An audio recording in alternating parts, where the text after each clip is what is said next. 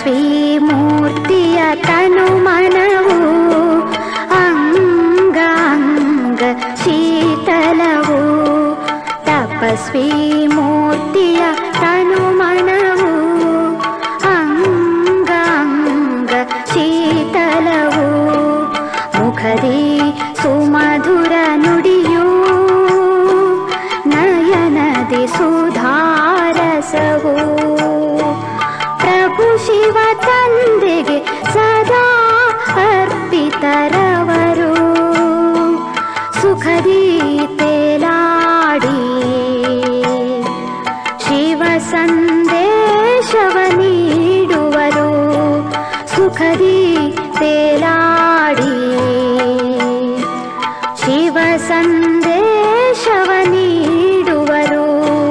ತಪಸ್ವಿ ಮೂರ್ತಿಯ ತನು ಮನವು ಅಂಗಾಂಗ ಶೀತಲವು.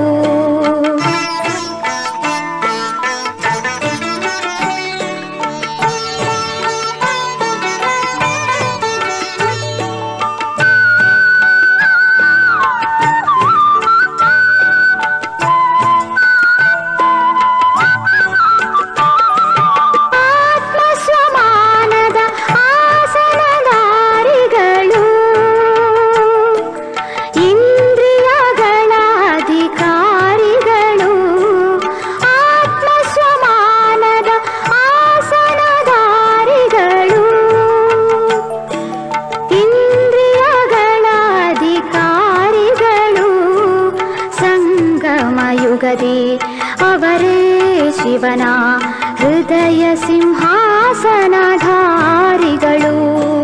ಸಂಗಮ ಯುಗದಿ ಅವರೇ ಶಿವನ ಹೃದಯ ಸಿಂಹಾಸನಧಾರಿಗಳು. ಯೋಗದ ಅಗ್ನಿಯ ನಿರಂತರ ಜ್ವಾಲೆಯಲಿ, ಯೋಗದ ಅಗ್ನಿಯ ನಿರಂತರ ಜ್ವಾಲೆಯಲಿ ಜಗದ ತಾಪವ ಹರಿಸುವರು.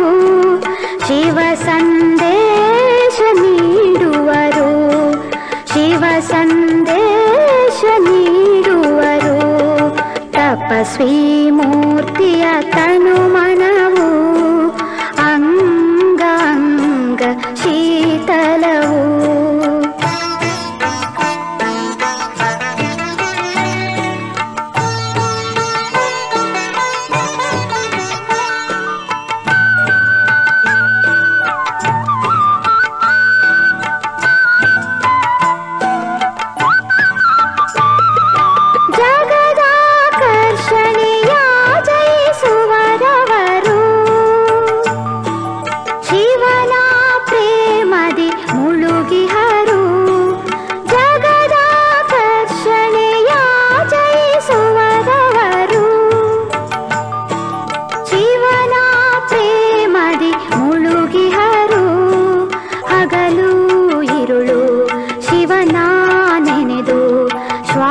ಶ್ವಾಸದಿ ಮಹಿಮೆ ಹಾಡುವರು. ಹಗಲು ಇರುಳು ಶಿವನ ನೆನೆದು ಶ್ವಾಸ ಶ್ವಾಸದಿ ಮಹಿಮೆ ಹಾಡುವರು. ತಪಸ್ವಿ ಜೀವನದ ಪ್ರಖರತೆಯಿಂದ, ತಪಸ್ವಿ ಜೀವನದ ಪ್ರಖರತೆಯಿಂದ ಸತ್ಯ ತಂದೆಯ ಪಥ ತೋರುವರು. ಶಿವ ಸಂದೇಶ ನೀಡುವರು. ಶಿವ ಸಂದೇಶ ನೀಡುವರು.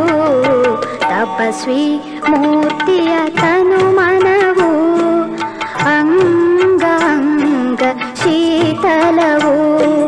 ತಪಸ್ವಿ ಮೂರ್ತಿಯ ತನು ಮನವು ಅಂಗಾಂಗ ಶೀತಲವು. ಮುಖದಿ ಸುಮಧುರ ನುಡಿಯು ನಯನದಿ ಸುಧಾರಸವು. ಪ್ರಭು ಶಿವ ತಂದೆಗೆ ಸದಾ ಅರ್ಪಿತರವರು. ಸುಖದಿ ತೇಲಾಡಿ ಶಿವ ಸಂದೇಶವ ನೀಡುವರು.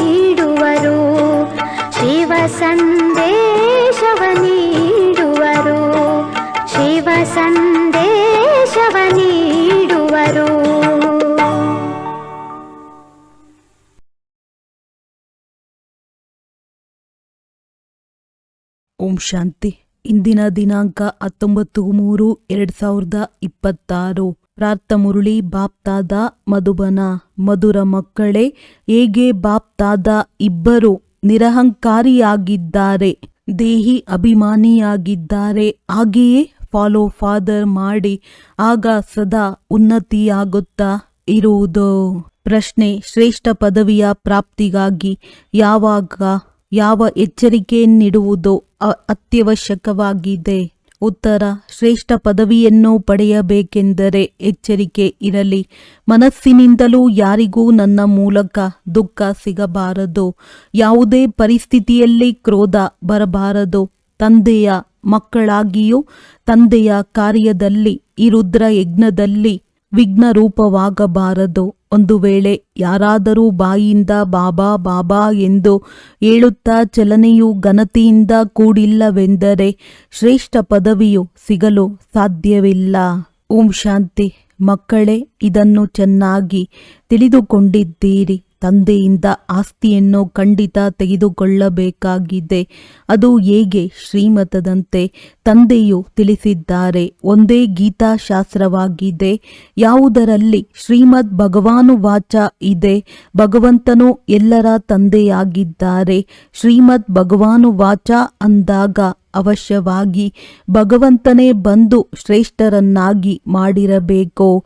ಆದ್ದರಿಂದಲೇ ಅವರ ಮಹಿಮೆ ಇದೆ. ಶ್ರೀಮದ್ ಭಗವದ್ಗೀತೆ ಅರ್ಥಾತ್ ಶ್ರೀಮದ್ ಭಗವಾನುವಾಚ ಭಗವಂತನಂತೂ ಅವಶ್ಯವಾಗಿ ಸರ್ವಶ್ರೇಷ್ಠನಾದರೂ ಶ್ರೀಮತವೂ ಸಹ ಅದೊಂದೇ ಶಾಸ್ತ್ರದಲ್ಲಿ ಗಾಯನವಿದೆ. ಮತ್ಯಾವುದೇ ಶಾಸ್ತ್ರದಲ್ಲಿ ಶ್ರೀಮದ್ ಭಗವಾನುವಾಚವಿಲ್ಲ. ಶ್ರೀಮತವು ಯಾರದ್ದಾಗಿರಬೇಕು ಎಂಬುದನ್ನು ಬರೆಯುವವರೂ ಸಹ ತಿಳಿದುಕೊಂಡಿರುವುದಿಲ್ಲ. ಅದರಲ್ಲಿ ಏಕೆ ತಪ್ಪಾಗಿದೆ ಅದನ್ನೂ ಸಹ ತಂದೆಯು ಬಂದು ತಿಳಿಸುತ್ತಾರೆ. ರಾವಣ ರಾಜ್ಯವು ಆರಂಭವಾಗುವುದರಿಂದಲೇ ರಾವಣನ ಮತದಂತೆ ನಡೆಯತೊಡಗುತ್ತಾರೆ. ಮೊದಲು ಬಹಳ ಕಠಿಣವಾದ ತಪ್ಪನ್ನು ಈ ರಾವಣ ಮತದವರೇ ಮಾಡಿದ್ದಾರೆ.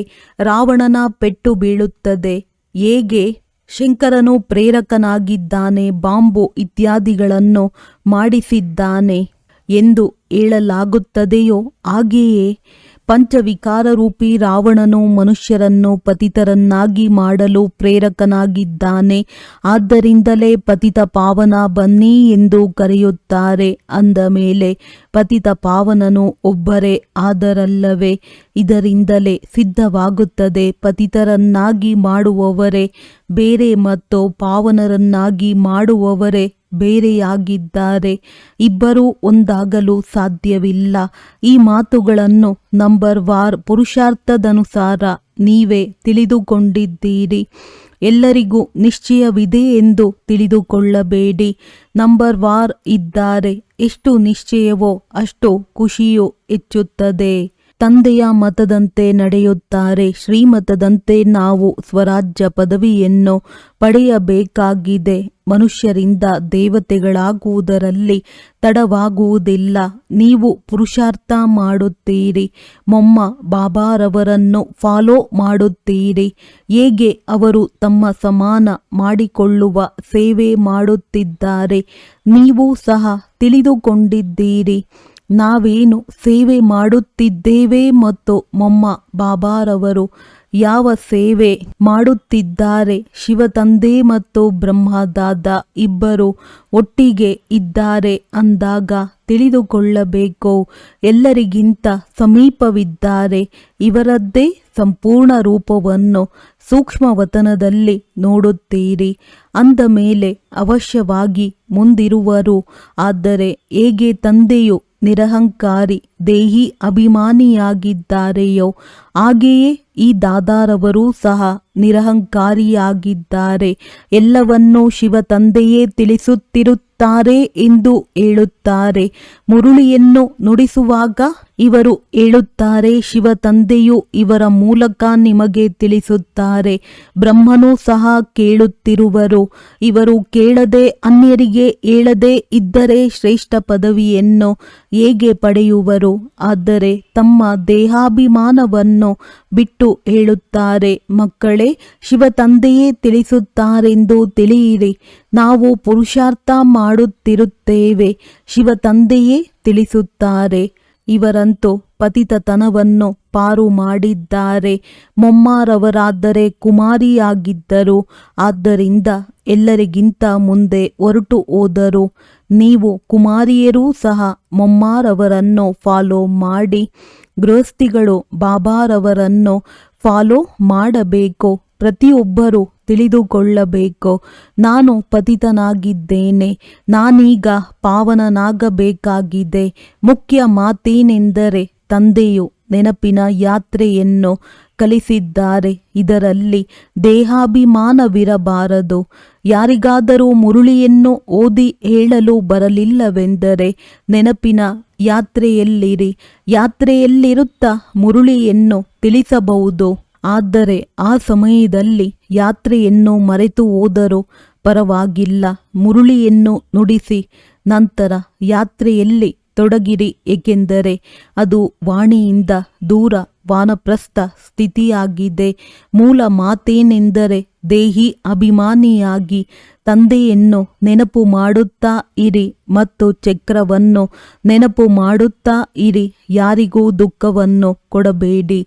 ಇದನ್ನೇ ತಿಳಿಸುತ್ತಾ ಇರಿ, ತಂದೆಯನ್ನು ನೆನಪು ಮಾಡಿ. ಇದು ಯಾತ್ರೆಯಾಗಿದೆ. ಮನುಷ್ಯರು ಸಾವನ್ನಪ್ಪಿದಾಗ ಸ್ವರ್ಗಸ್ಥರಾದರೆಂದು ಹೇಳುತ್ತಾರೆ. ಅಜ್ಞಾನ ಕಾಲದಲ್ಲಿ ಯಾರು ಸ್ವರ್ಗವನ್ನು ನೆನಪು ಮಾಡಿಕೊಳ್ಳುವುದಿಲ್ಲ. ಸ್ವರ್ಗವನ್ನು ನೆನಪು ಮಾಡುವುದು ಎಂದರೆ ಇಲ್ಲಿಂದ ಸಾಯುವುದು. ಈ ರೀತಿಯಂತೂ ಯಾರೂ ನೆನಪು ಮಾಡುವುದಿಲ್ಲ. ಈಗ ನೀವು ಮಕ್ಕಳು ತಿಳಿದುಕೊಂಡಿದ್ದೀರಿ. ನಾವು ಹಿಂತಿರುಗಿ ಹೋಗಬೇಕಾಗಿದೆ. ತಂದೆಯೂ ತಿಳಿಸುತ್ತಾರೆ, ಎಷ್ಟು ನೀವು ನೆನಪು ಮಾಡುತ್ತೀರೋ ಅಷ್ಟು ಖುಷಿಯ ನಶೆ ಏರುವುದು, ಆಸ್ತಿಯ ನೆನಪಿರುವುದು. ತಂದೆಯನ್ನು ಎಷ್ಟು ನೆನಪು ಮಾಡುತ್ತೀರೋ ಅಷ್ಟೇ ಹರ್ಷಿತರಾಗಿರುತ್ತೀರಿ. ತಂದೆಯನ್ನು ನೆನಪು ಮಾಡದಿದ್ದರೆ ತಬ್ಬಿಬ್ಬಾಗುತ್ತಾರೆ, ಗುಟುಕರಿಸುತ್ತಿರುತ್ತಾರೆ. ನೀವು ಅಷ್ಟೊಂದು ಸಮಯ ನೆನಪು ಮಾಡಲು ಸಾಧ್ಯವಿಲ್ಲ. ತಂದೆಯು ಪ್ರಿಯತಮ ಪ್ರಿಯತಮೆಯರ ಉದಾಹರಣೆಯನ್ನು ತಿಳಿಸುತ್ತಾರೆ.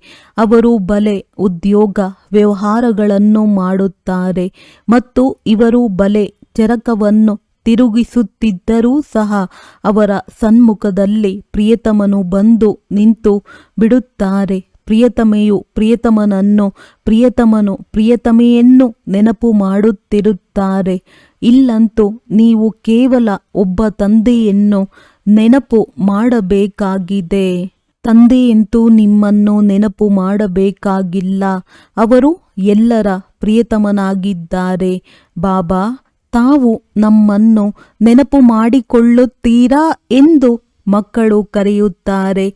ಅರೆ, ಯಾರು ಎಲ್ಲರ ಪ್ರಿಯತಮನಾಗಿದ್ದಾರೆ, ಅವರು ನೀವು ಪ್ರಿಯತಮೆಯರನ್ನು ಹೇಗೆ ನೆನಪು ಮಾಡುವರು? ಇದು ಸಾಧ್ಯವಿಲ್ಲ. ಅವರು ಪ್ರಿಯತಮನಾಗಿದ್ದಾರೆ, ಪ್ರಿಯತಮೆಯಾಗಲು ಸಾಧ್ಯವಿಲ್ಲ. ನೀವೇ ಅವರನ್ನು ನೆನಪು ಮಾಡಬೇಕಾಗಿದೆ. ನೀವು ಪ್ರತಿಯೊಬ್ಬರೂ ಆ ಒಬ್ಬ ಪ್ರಿಯತಮನಿಗೆ ಪ್ರಿಯತಮೆಯರಾಗಬೇಕಾಗಿದೆ. ಒಂದು ವೇಳೆ ಅವರು ಪ್ರಿಯತಮೆಯಾದರೆ ಎಷ್ಟು ಮಂದಿಯನ್ನು ನೆನಪು ಮಾಡುವುದು? ಇದು ಸಾಧ್ಯವಿಲ್ಲ. ತಂದೆಯು ತಿಳಿಸುತ್ತಾರೆ, ನಾನು ಯಾರನ್ನಾದರೂ ನೆನಪು ಮಾಡಲು ನನ್ನ ಮೇಲೆ ಪಾಪದ ಹೊರೆ ಇದೆಯೇ? ನಿಮ್ಮ ಮೇಲಂತೂ ಹೊರೆ ಇದೆ. ತಂದೆಯನ್ನು ನೆನಪು ಮಾಡದಿದ್ದರೆ ಪಾಪದ ಹೊರೆ ಇಳಿಯುವುದಿಲ್ಲ. ನಾನು ಯಾರನ್ನೇಕೆ ನೆನಪು ಮಾಡಲಿ? ನೆನಪು ಮಾಡಬೇಕಾಗಿರುವುದು ನೀವು ಆತ್ಮಗಳು. ಎಷ್ಟು ನೆನಪು ಮಾಡುತ್ತೀರೋ ಅಷ್ಟು ಪುಣ್ಯಾತ್ಮರಾಗುತ್ತೀರಿ.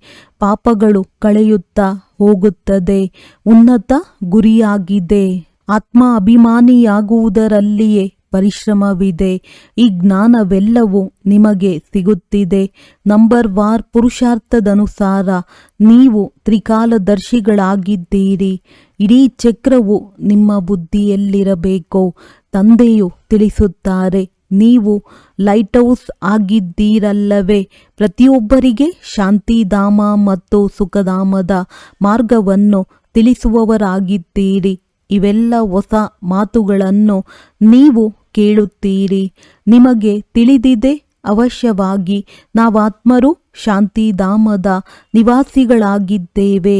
ಇಲ್ಲಿಗೆ ಪಾತ್ರವನ್ನಭಿನಯಿಸಲು ಬರುತ್ತೇವೆ. ನಾವು ಪಾತ್ರಧಾರಿಗಳಾಗಿದ್ದೇವೆ. ಇದೇ ಚಿಂತನೆ ಬುದ್ಧಿಯಲ್ಲಿ ನಡೆಯುತ್ತಿದ್ದರೆ ನಶೆ ಇರುವುದು. ತಂದೆಯು ತಿಳಿಸಿದ್ದಾರೆ, ಆದಿಯಿಂದ ಹಿಡಿದು ಅಂತ್ಯದವರೆಗೆ ನಿಮ್ಮದ್ದು ಪಾತ್ರವಿದೆ. ಈಗ ಕರ್ಮಾತೀತ ಸ್ಥಿತಿಯಲ್ಲಿ ಖಂಡಿತ ಹೋಗಬೇಕಾಗಿದೆ. ನಂತರ ಸತ್ಯಯುಗದಲ್ಲಿ ಬರಬೇಕಾಗಿದೆ. ಈ ಗುಂಗಿನಲ್ಲಿರುತ್ತಾ ತಮ್ಮ ಕಲ್ಯಾಣ ಮಾಡಿಕೊಳ್ಳಬೇಕಾಗಿದೆ. ಕೇವಲ ಪಂಡಿತರಾಗಬಾರದು. ಅನ್ಯರಿಗೆ ಕಲಿಸುತ್ತಾ ಇರುತ್ತೀರಿ. ತಾನು ಆ ಸ್ಥಿತಿಯಲ್ಲಿ ಇರುವುದಿಲ್ಲವೆಂದರೆ ಅದು ಪ್ರಭಾವ ಬೀರುವುದಿಲ್ಲ. ತಾನು ಪುರುಷಾರ್ಥ ಮಾಡಬೇಕಾಗಿದೆ. ಬ್ರಹ್ಮ ತಂದೆಯೂ ಹೇಳುತ್ತಾರೆ, ನಾನು ಕೂಡ ನೆನಪು ಮಾಡುವ ಪ್ರಯತ್ನ ಪಡುತ್ತೇನೆ.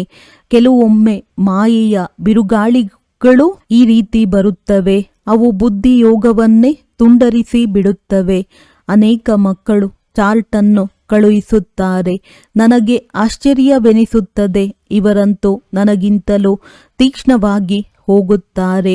ಬಹುಶಃ ತೀವ್ರವಾಗಿ ಹೋದಾಗ ಚಾರ್ಟ್ ಬರೆಯತೊಡಗುತ್ತಾರೆ. ಆದರೆ ಒಂದು ವೇಳೆ ಇದೇ ತೀವ್ರತೆಯಿಂದ ಮುಂದೆ ಹೋದರೆ ನಂಬರ್ 1ನಲ್ಲಿ ಹೊರಟು ಹೋಗುವರು. ಆದರೆ ಇಲ್ಲ, ಅದು ಕೇವಲ ಚಾರ್ಟ್ ಬರೆಯುವವರೆಗೆ ಮಾತ್ರ. ಬಾಬಾ, ನಾನು ಇಷ್ಟು ಮಂದಿಯನ್ನು ತನ್ನ ಸಮಾನರನ್ನಾಗಿ ಮಾಡಿಕೊಂಡೆನು ಎಂಬುದನ್ನು ಬರೆಯುವುದಿಲ್ಲ.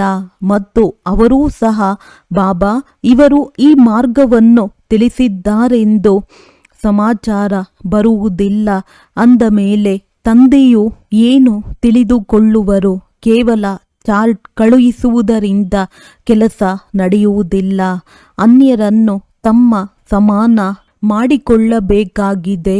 ರೂಪ ಮತ್ತು ಬಸಂತ ಎರಡೂ ಆಗಬೇಕಾಗಿದೆ. ರೂಪ ಆತ್ಮದ ಸ್ಮೃತಿ, ಬಸಂತ ಜ್ಞಾನದ ಮಳೆ ಸುರಿಸುವುದು. ಇಲ್ಲದಿದ್ದರೆ ಅವರು ತಂದೆಯ ಸಮಾನ ಆಗಲಿಲ್ಲ. ರೂಪ ಬಸಂತರೂ ಅಕ್ಯುರೇಟ್ ಆಗಬೇಕಾಗಿದೆ. ಇದರಲ್ಲಿಯೇ ಪರಿಶ್ರಮವಿದೆ. ದೇಹಾಭಿಮಾನವು ಬೀಳಿಸುತ್ತದೆ. ರಾವಣನು ದೇಹಾಭಿಮಾನಿಗಳನ್ನಾಗಿ ಮಾಡಿದ್ದಾನೆ. ನೀವೀಗ ದೇಹಿ ಅಭಿಮಾನಿಯಾಗುತ್ತೀರಿ. ಮತ್ತೆ ಅರ್ಧ ಕಲ್ಪದ ನಂತರ ಮಾಯ ರಾವಣನು ದೇಹಾಭಿಮಾನಿಯನ್ನಾಗಿ ಮಾಡುತ್ತಾನೆ. ದೇಹಿ ಅಭಿಮಾನಿಗಳು ಬಹಳ ಮಧುರರಾಗಿ ಬಿಡುತ್ತಾರೆ. ಇನ್ನೂ ಯಾರೂ ಸಂಪೂರ್ಣರಾಗಿಲ್ಲ. ಆದ್ದರಿಂದ ತಂದೆಯು ಯಾವಾಗಲೂ ಹೇಳುತ್ತಾರೆ, ಮಕ್ಕಳೇ, ಯಾರ ಮನಸ್ಸನ್ನು ಬೇಸರ ಪಡಿಸಬಾರದು, ದುಃಖ ಕೊಡಬಾರದು. ಎಲ್ಲರಿಗೆ ತಂದೆಯ ಪರಿಚಯ ಕೊಡಿ. ಮಾತನಾಡುವುದರಲ್ಲಿಯೂ ಬಹಳ ಘನತೆ ಇರಬೇಕು. ಈಶ್ವರನ ಸಂತಾನರ ಬಾಯಿಂದ ಸದಾ ರತ್ನಗಳೇ ಹೊರಬರಬೇಕು. ನೀವು ಮನುಷ್ಯರಿಗೆ ಜೀವದಾನ ನೀಡುತ್ತೀರಿ. ಮಾರ್ಗ ತಿಳಿಸಬೇಕಾಗಿದೆ. ನೀವು ಪರಮಾತ್ಮನ ಮಕ್ಕಳಲ್ಲವೇ? ಅವರಿಂದ ನಿಮಗೆ ಸ್ವರ್ಗದ ರಾಜ್ಯ ಭಾಗ್ಯ ಸಿಗಬೇಕು. ಅಂದ ಮೇಲೆ ಅದು ಈಗ ಏಕೆ ಇಲ್ಲ? ನೆನಪು ಮಾಡಿಕೊಳ್ಳಿ. ಅವಶ್ಯವಾಗಿ ತಂದೆಯಿಂದ ಆಸ್ತಿಯೂ ಸಿಕ್ಕಿತಲ್ಲವೇ? ನೀವು ಭಾರತವಾಸಿಗಳು ದೇವಿ ದೇವತೆಗಳಾಗಿದ್ದೀರಿ. ನೀವೇ 84 ಜನ್ಮಗಳನ್ನು ತೆಗೆದುಕೊಂಡಿರಿ. ನೀವು ತಿಳಿದುಕೊಳ್ಳಿ, ನಾವೇ ಲಕ್ಷ್ಮೀನಾರಾಯಣರ ಕುಲದವರಾಗಿದ್ದೆವು. ತಮ್ಮನ್ನೇಕೆ ಕಡಿಮೆ ಎಂದು ತಿಳಿದುಕೊಳ್ಳುತ್ತೀರಿ? ಬಾಬಾ ಎಲ್ಲರೂ ಆಗಲು ಸಾಧ್ಯವೇ ಎಂದು ಒಂದು ವೇಳೆ ಯಾರಾದರೂ ಹೇಳಿದರೆ ಇದರಿಂದಲೇ ತಂದೆಯು ಇವರು ನಮ್ಮ ಕುಲದವರಲ್ಲ ಎಂದು ತಿಳಿದುಕೊಳ್ಳುತ್ತಾರೆ. ನೀವು 84 ಜನ್ಮಗಳನ್ನು ತೆಗೆದುಕೊಂಡಿದ್ದೀರಿ. ತಂದೆಯು 21 ಜನ್ಮಗಳ ಪ್ರಾರಬ್ಧವನ್ನು ಜಮಾ ಮಾಡಿಸಿದ್ದರು. ಅದನ್ನು ತಿಂದು ಬಿಟ್ಟಿರಿ. ನಂತರ ಸಮಾಪ್ತಿಯಾಗತೊಡಗಿತ್ತು. ತುಕ್ಕು ಏರುತ್ತಾ ಏರುತ್ತಾ ತಮೋ ಪ್ರಧಾನ ಕವಡೆಯಂತೆ ಆಗಿಬಿಟ್ಟಿದ್ದೀರಿ. ಭಾರತವೇ 100% ಸಾಹುಕಾರವಾಗಿತ್ತು. ಅವರಿಗೆ ಈ ಆಸ್ತಿಯು ಎಲ್ಲಿಂದ ಸಿಕ್ಕಿತು? ಪಾತ್ರಧಾರಿಗಳೇ ತಿಳಿಸಲು ಸಾಧ್ಯವಲ್ಲವೇ? ಮನುಷ್ಯರೇ ಪಾತ್ರಧಾರಿಗಳಾಗಿದ್ದಾರೆ, ಅವರಿಗೆ ಇದು ತಿಳಿದಿರಬೇಕು. ಈ ಲಕ್ಷ್ಮೀನಾರಾಯಣರಿಗೆ ರಾಜ್ಯ ಭಾಗ್ಯವು ಎಲ್ಲಿಂದ ಸಿಕ್ಕಿತು? ಎಷ್ಟು ಒಳ್ಳೊಳ್ಳೆಯ ವಿಚಾರಗಳಿವೆ. ಅವಶ್ಯವಾಗಿ ಅವರು ಇಂದಿನ ಜನ್ಮದಲ್ಲಿಯೇ ಈ ರಾಜ್ಯ ಭಾಗ್ಯವನ್ನು ಪಡೆದಿರಬೇಕು. ತಂದೆಯೇ ಪತಿತ ಪಾವನನಾಗಿದ್ದಾರೆ. ತಂದೆಯೂ ತಿಳಿಸುತ್ತಾರೆ, ನಾನು ನಿಮಗೆ ಕರ್ಮ, ಅಕರ್ಮ ಮತ್ತು ವಿಕರ್ಮದ ಗತಿಯನ್ನು ತಿಳಿಸುತ್ತೇನೆ. ರಾವಣ ರಾಜ್ಯದಲ್ಲಿ ಮನುಷ್ಯರ ಕರ್ಮಗಳು ವಿಕರ್ಮಗಳಾಗಿ ಬಿಡುತ್ತವೆ. ಸತ್ಯಯುಗದಲ್ಲಿ ನಿಮ್ಮ ಕರ್ಮವು ಅಕರ್ಮವಾಗುತ್ತದೆ. ಅದು ದೈವಿ ಸೃಷ್ಟಿಯಾಗಿದೆ, ನಾನೇ ರಚಿಸುತ್ತೇನೆ ಅಂದ ಮೇಲೆ ಅವಶ್ಯವಾಗಿ ನಾನು ಸಂಗಮದಲ್ಲಿಯೇ ಬರಬೇಕಾಗುತ್ತದೆ. ಇದು ರಾವಣ ರಾಜ್ಯವಾಗಿದೆ, ಅದು ಈಶ್ವರಿಯ ರಾಜ್ಯವಾಗಿದೆ. ಈಶ್ವರನು ಈಗ ಸ್ಥಾಪನೆ ಮಾಡಿಸುತ್ತಿದ್ದಾರೆ. ನೀವೆಲ್ಲರೂ ಈಶ್ವರನ ಮಕ್ಕಳಾಗಿದ್ದೀರಿ. ನಿಮಗೆ ಆಸ್ತಿಯೂ ಸಿಗುತ್ತಿದೆ. ಭಾರತವಾಸಿಗಳೇ ಸಾಹುಕಾರರಾಗಿದ್ದೀರಿ, ಈಗ ಬಡವರಾಗಿ ಬಿಟ್ಟಿದ್ದೀರಿ. ಇದು ಮಾಡಲ್ಪಟ್ಟ ನಾಟಕವಾಗಿದೆ. ಇದರಲ್ಲಿ ವ್ಯತ್ಯಾಸವಾಗಲು ಸಾಧ್ಯವಿಲ್ಲ. ಎಲ್ಲರ ವೃಕ್ಷವೂ ಬೇರೆ ಬೇರೆಯಾಗಿದೆ, ವಿಭಿನ್ನ ವೃಕ್ಷವಲ್ಲವೇ? ದೇವತಾ ಧರ್ಮದವರೇ ಪುನಃ ದೇವತಾ ಧರ್ಮದಲ್ಲಿ ಬರುತ್ತಾರೆ. ಕ್ರಿಶ್ಚಿಯನ್ ಧರ್ಮದವರು ತಮ್ಮ ಧರ್ಮದಲ್ಲಿ ಖುಷಿಯಾಗಿದ್ದಾರೆ, ಅನ್ಯರನ್ನು ತಮ್ಮ ಧರ್ಮಕ್ಕೆ ಸೆಳೆದಿದ್ದಾರೆ. ಭಾರತವಾಸಿಗಳು ತಮ್ಮ ಧರ್ಮವನ್ನು ಮರೆತಿರುವ ಕಾರಣ ಆ ಧರ್ಮವೇ ಒಳ್ಳೆಯದೆಂದು ತಿಳಿದು ಹೊರಟು ಹೋಗುತ್ತಾರೆ. ನೌಕರಿಗಾಗಿ ವಿದೇಶಕ್ಕೆ ಎಷ್ಟೊಂದು ಮಂದಿ ಹೋಗುತ್ತಾರೆ, ಏಕೆಂದರೆ ಅಲ್ಲಿ ಬಹಳ ಸಂಪಾದನೆ ಇದೆ. ನಾಟಕವು ಬಹಳ ವಿಚಿತ್ರವಾಗಿ ಮಾಡಲ್ಪಟ್ಟಿದೆ. ಇದನ್ನು ತಿಳಿದುಕೊಳ್ಳಲು ಒಳ್ಳೆಯ ಬುದ್ಧಿ ಬೇಕು. ವಿಚಾರ ಸಾಗರ ಮಂಥನ ಮಾಡುವುದರಿಂದ ಎಲ್ಲವೂ ಅರ್ಥವಾಗತೊಡಗುತ್ತದೆ. ಇದು ಮಾಡಲ್ಪಟ್ಟ ಅನಾದಿ ನಾಟಕವಾಗಿದೆ. ಆದ್ದರಿಂದ ನೀವು ಮಕ್ಕಳು ತಮ್ಮ ಸಮಾನ ಸದಾ ಸುಖಿಯನ್ನಾಗಿ ಮಾಡಬೇಕಾಗಿದೆ. ಪತಿತರಿಂದ ಪಾವನರನ್ನಾಗಿ ಮಾಡುವುದು ನಿಮ್ಮ ಕರ್ತವ್ಯವಾಗಿದೆ. ತಂದೆಯ ಕರ್ತವ್ಯವೇ ನಿಮ್ಮ ಕರ್ತವ್ಯ. ನಿಮ್ಮ ಮುಖವು ಸದಾ ದೇವತೆಗಳಂತೆ ಖುಷಿಯಲ್ಲಿ ಹರ್ಷಿತವಾಗಿರಬೇಕು. ನಿಮಗೆ ತಿಳಿದಿದೆ, ನಾವು ವಿಶ್ವದ ಮಾಲೀಕರಾಗುತ್ತೇವೆ. ನೀವು ಅತಿ ಪ್ರಿಯ ಮಕ್ಕಳಾಗಿದ್ದೀರಿ. ಕ್ರೋಧದ ಮೇಲೆ ಬಹಳ ಎಚ್ಚರಿಕೆ ಇರಲಿ. ತಂದೆಯು ಮಕ್ಕಳಿಗೆ ಸುಖದ ಆಸ್ತಿಯನ್ನು ಕೊಡಲು ಬಂದಿದ್ದಾರೆ. ಸ್ವರ್ಗದ ಮಾರ್ಗವನ್ನು ಎಲ್ಲರಿಗೂ ತಿಳಿಸಬೇಕಾಗಿದೆ. ತಂದೆಯು ದುಃಖಹರ್ತ ಸುಖಕರ್ತನಾಗಿದ್ದಾರೆ. ಅಂದ ಮೇಲೆ ನೀವು ಸಹ ಸುಖಕರ್ತರಾಗಬೇಕಾಗಿದೆ. ಯಾರಿಗೂ ದುಃಖವನ್ನು ಕೊಡಬಾರದು. ದುಃಖ ಕೊಡುತ್ತೀರೆಂದರೆ ನಿಮಗೆ ಶಿಕ್ಷೆಯು 100 ಪಟ್ಟು ಹೆಚ್ಚಾಗುವುದು. ಯಾರೂ ಶಿಕ್ಷೆಯಿಂದ ಪಾರಾಗಲು ಸಾಧ್ಯವಿಲ್ಲ. ನೀವು ಮಕ್ಕಳಿಗಂತೂ ವಿಶೇಷವಾಗಿ ನ್ಯಾಯಾಲಯವೂ ಕುಳಿತುಕೊಳ್ಳುತ್ತದೆ. ತಂದೆಯು ತಿಳಿಸುತ್ತಾರೆ, ನೀವು ವಿಘ್ನಗಳನ್ನು ಹಾಕಿದರೆ ಬಹಳ ಶಿಕ್ಷೆಗಳನ್ನನುಭವಿಸುತ್ತೀರಿ. ಕಲ್ಪಾಂತರ ಇಂಥವರು ಈ ರೀತಿಯಾಗುತ್ತಾರೆ ಎಂಬುದನ್ನು ನೀವು ಸಾಕ್ಷಾತ್ಕಾರ ಮಾಡುತ್ತೀರಿ.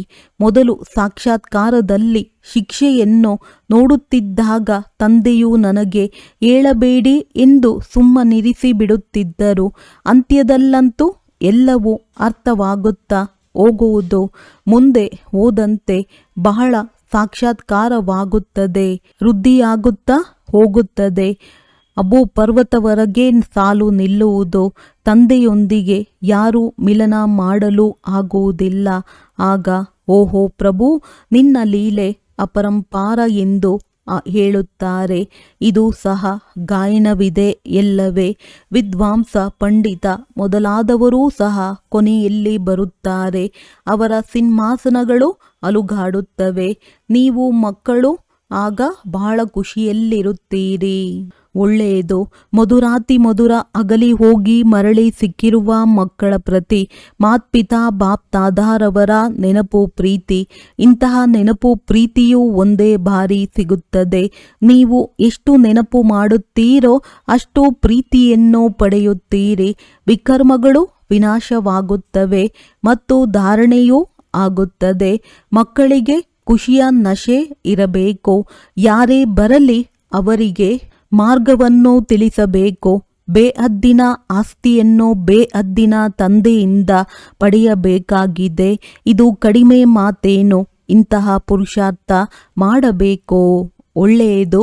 ಮಧುರಾತಿ ಮಧುರ ಅಗಲಿ ಹೋಗಿ ಮರಳಿ ಸಿಕ್ಕಿರುವ ಮಕ್ಕಳ ಪ್ರತಿ ಮಾತ್ಪಿತಾ ಬಾಪ್ ದಾದಾರವರ ನೆನಪು, ಪ್ರೀತಿ ಹಾಗೂ ಸುಪ್ರಭಾತ. ಆತ್ಮಿಕ ಮಕ್ಕಳಿಗೆ ಆತ್ಮಿಕ ತಂದೆಯ ನಮಸ್ತೆ. ಧಾರಣೆಗಾಗಿ ಮುಖ್ಯ ಸಾರ. ಮಾತು ಚಲನೆಯಲ್ಲಿ ಬಹಳ ರಾಯಲ್ ಆಗಬೇಕಾಗಿದೆ. ಮುಖದಿಂದ ಸದಾ ರತ್ನಗಳೇ ಹೊರಬರಬೇಕಾಗಿದೆ. ತಮ್ಮ ಸಮಾನ ಮಾಡಿಕೊಳ್ಳುವ ಸೇವೆ ಮಾಡಬೇಕಾಗಿದೆ. ಯಾರ ಮನಸ್ಸನ್ನು ಬೇಸರ ಪಡಿಸಬಾರದು. ಕ್ರೋಧದ ಮೇಲೆ ಬಹಳ ಎಚ್ಚರಿಕೆ ಇರಬೇಕಾಗಿದೆ. ಮುಖವು ಸದಾ ದೇವತೆಗಳಂತೆ ಹರ್ಷಿತವಾಗಿರಬೇಕು. ಸ್ವಯಂವನ್ನು ಜ್ಞಾನ ಯೋಗ ಬಲದಿಂದ ದೇವತೆಯನ್ನಾಗಿ ಮಾಡಿಕೊಳ್ಳಬೇಕಾಗಿದೆ. ವರದಾನ: ಶಕ್ತಿಶಾಲಿ ದರ್ಪಣದ ಮೂಲಕ ಸರ್ವರಿಗೂ ಸ್ವಯಂನ ಸಾಕ್ಷಾತ್ಕಾರ ಮಾಡಿಸುವಂತಹ ಸಾಕ್ಷಾತ್ಕಾರ ಮೂರ್ತಿ ಭವ. ಹೇಗೆ ದರ್ಪಣದ ಮುಂದೆ ಯಾರೇ ಹೋಗುತ್ತಾರೆ ಅವರಿಗೆ ಸ್ವಯಂನ ಸ್ಪಷ್ಟ ಸಾಕ್ಷಾತ್ಕಾರವು ಆಗಿಬಿಡುತ್ತದೆ. ಆದರೆ ದರ್ಪಣವೇನಾದರೂ ಶಕ್ತಿಶಾಲಿ ಆಗಿಲ್ಲದಿದ್ದರೆ ಸತ್ಯ ರೂಪಕ್ಕೆ ಬದಲಾಗಿ ಅನ್ಯ ರೂಪವು ಕಂಡುಬರುತ್ತದೆ. ಸಣ್ಣಗಿದ್ದರೆ ದಪ್ಪಗಿರುವಂತೆ ಕಾಣಿಸುತ್ತದೆ. ಆದ್ದರಿಂದ ತಾವು ಇಂತಹ ಶಕ್ತಿಶಾಲಿ ದರ್ಪಣವಾಗಿ ಬಿಡಿ. ಅದರಿಂದ ಸರ್ವರಿಗೂ ತನ್ನ ಸಾಕ್ಷಾತ್ಕಾರವನ್ನು ಮಾಡಿಸಲು ಸಾಧ್ಯವಾಗಲಿ.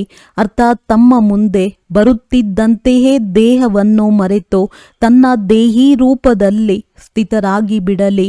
ವಾಸ್ತವದಲ್ಲಿ ಇದೇ ಸೇವೆಯಾಗಿದೆ. ಇದರಿಂದಲೇ ಜೈ ಜೈಕಾರವಾಗುವುದು. ಸ್ಲೋಗನ್: ಶಿಕ್ಷಣಗಳನ್ನು ಸ್ವರೂಪದಲ್ಲಿ ಧಾರಣೆ ಮಾಡಿಕೊಳ್ಳುವವರೇ ಜ್ಞಾನ ಸ್ವರೂಪ, ಪ್ರೇಮ ಸ್ವರೂಪ ಆತ್ಮನಾಗಿದ್ದಾರೆ. ಅವ್ಯಕ್ತ ಸೂಚನೆ: ನಿಶ್ಚಯದ ಫೌಂಡೇಶನ್ ಅನ್ನು ತಳಪಾಯವನ್ನು ಬಲಗೊಳಿಸಿ ಸದಾ ನಿರ್ಭಯ ಮತ್ತು ನಿಶ್ಚಿಂತರಾಗಿರಿ. ತಂದೆಯಲ್ಲಂತೂ ನಿಶ್ಚಯವಿದೆ. ಆದರೆ ತಮ್ಮಲ್ಲಿಯೂ ನಿಶ್ಚಯ ಬುದ್ಧಿಯವರಾಗಿ ಕಾರ್ಯ ಮಾಡಿ. ಆಗ ವಿಜಯವೇ ವಿಜಯವಿರುತ್ತದೆ. ವಿಜಯದ ಮುಂದೆ ಸಮಸ್ಯೆಯ ಯಾವುದೇ ವಸ್ತುವಿಲ್ಲ. ನಂತರ ಆ ಸಮಸ್ಯೆ ಅನುಭವವಾಗುವುದಿಲ್ಲ. ಆದರೆ ಆಟವೆಂದು ಅನುಭವವಾಗುವುದು.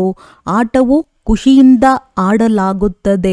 ಯಾವುದೇ ಕಾರ್ಯ ಸಹಜವಾಗುತ್ತದೆ ಎಂದರೆ ಹೇಳಲಾಗುವುದು ಇದಂತೂ ಎಡಗೈನ ಆಟವಾಗಿದೆ, ಅರ್ಥಾತ್ ಸಹಜವಾಗಿದೆ. ಇದಂತೂ ಬುದ್ಧಿಯ ಆಟವಾಗಿ ಬಿಡುವುದು. ಆಟದಲ್ಲಿ ಹೆದರುವುದಿಲ್ಲ. ಒಳ್ಳೆಯದು. ಓಂ ಶಾಂತಿ.